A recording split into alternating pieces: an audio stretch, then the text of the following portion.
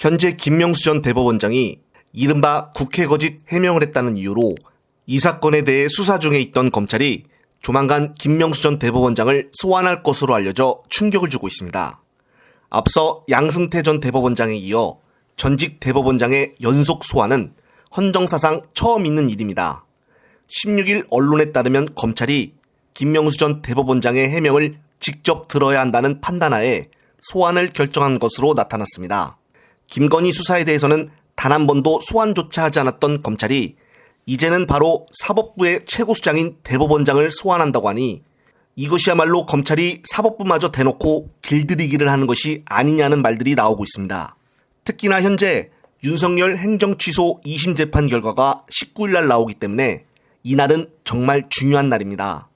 그리고 동시에 민주당 송영길 전 대표가 18일 영장심사를 받으면은 결과는 19일 새벽쯤에 나와 이것이 인용이든 기각이 됐든 종일 언론에서는 메인 이슈로 떠들어댈 것입니다.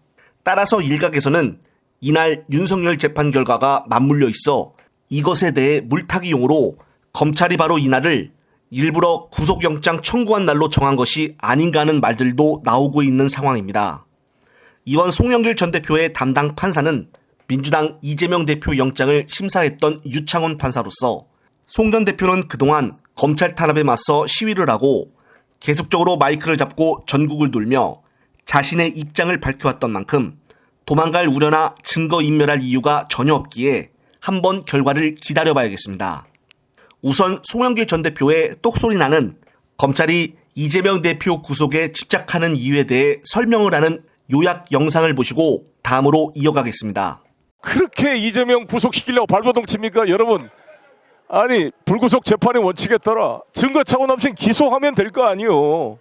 지금 재판받고 있지 않습니까? 그런데 왜 검사들이 구속에 목을 매느냐?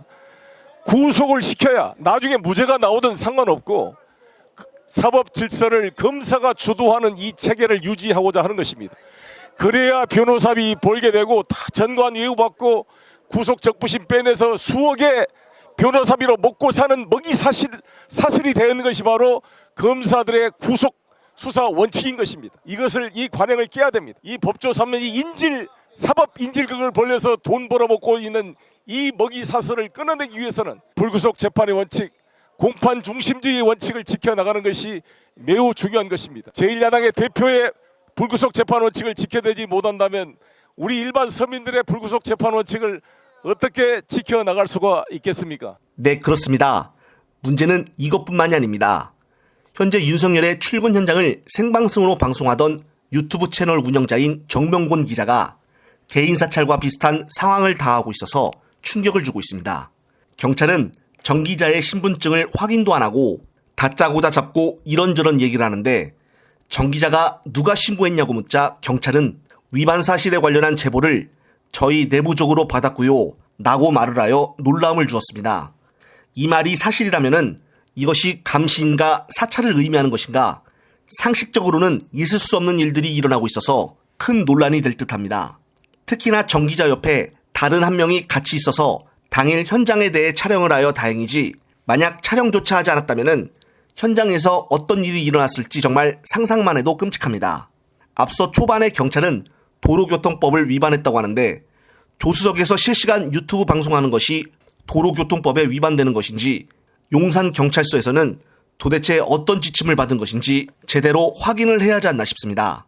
앞으로 정 기자에 대한 감시는 더 심해질 듯한데 정말 대한민국이 어떻게 돌아가는 것인지 답답할 뿐입니다. 끝으로 또 새로운 소식이 있으면 말씀드릴 것을 약속을 드리며 이번 영상은 여기서 마무리하겠습니다. 시청자 여러분, 시청해주셔서 감사합니다.